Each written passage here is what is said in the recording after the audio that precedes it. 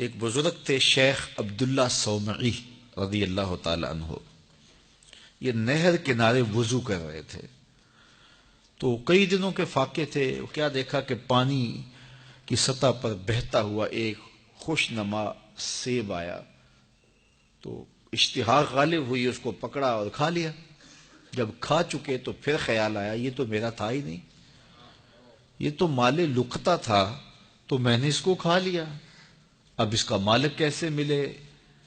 جس سمت سے پانی آ رہا تھا اس سمت سفر شروع کر دیا.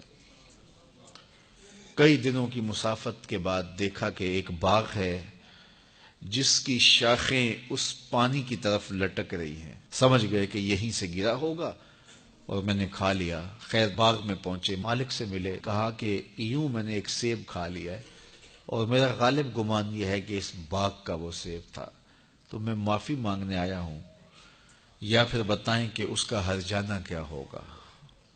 جب مالک باغ نے یہ بات سنی، وہ بھی صاحب نظر تھے، سمجھ گئے یہ تو کوئی در یگانہ ہے، یہ تو کوئی گوہر یکتا ہے.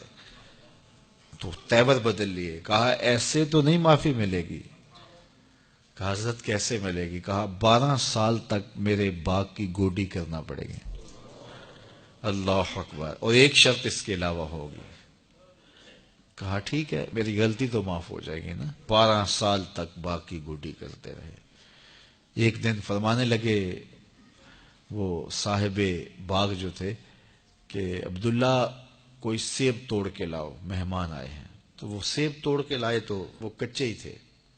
تو کہا تم 12 سال ہو گئے ہو سیبوں کے باغ میں رہتے ہوئے، تمہیں پتہ نہیں کہ کچے سیب اور پکے سیب کیسے ہوتے ہیں؟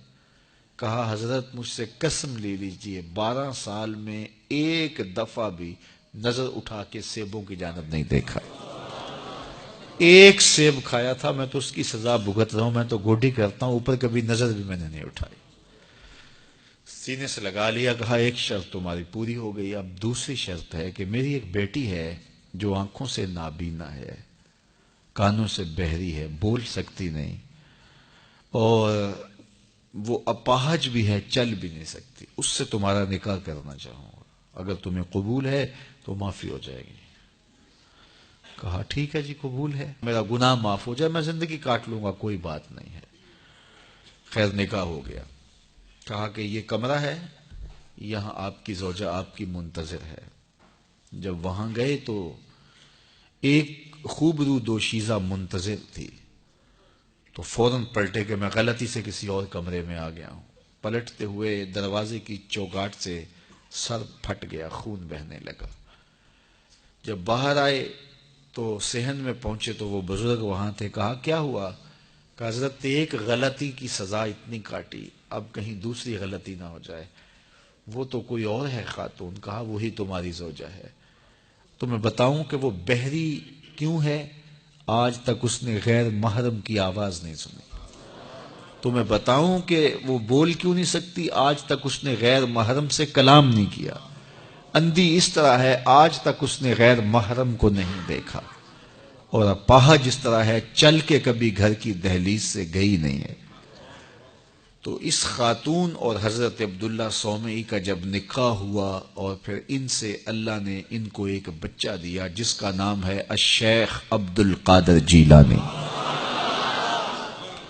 جب ماں باپ اس طرح کے ہوں تو بیٹے اس طرح کے ہی ہوتے ہیں. باپ کا لقمہ پاک اور ماں اپنی آبرو کی کیسی محافظہ.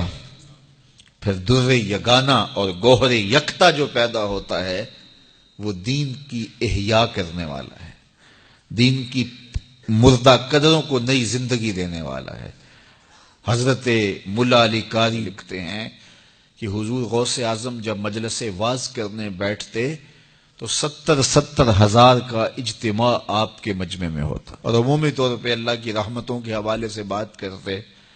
اور جس دن آپ اللہ کے قہر، غضب اور جلال کی بات کرتے کئی جنازے اٹھتے. یہ آپ کی گفتگو کے اندر عصر کا رنگ اور شیرینی تھی. اللہ اکبر. تو باپ دیکھیے کہ رزق کے معاملے میں کتنا محتاط ہے، اور ماں دیکھیے اپنی عصمت کی کتنی حفاظت کرنے والی ہے۔ مائیں بچوں کی تربیت کرتی ہیں، ماؤں کے طریقے سے، ماؤں کے ذریعے سے پاکیزہ صفت بچے جنم لیتے ہیں، تو لہٰذا ماؤں کو اچھی تربیت کا حامل ہونا چاہیے تاکہ وہ آگے اچھی تربیت خود کر سکیں۔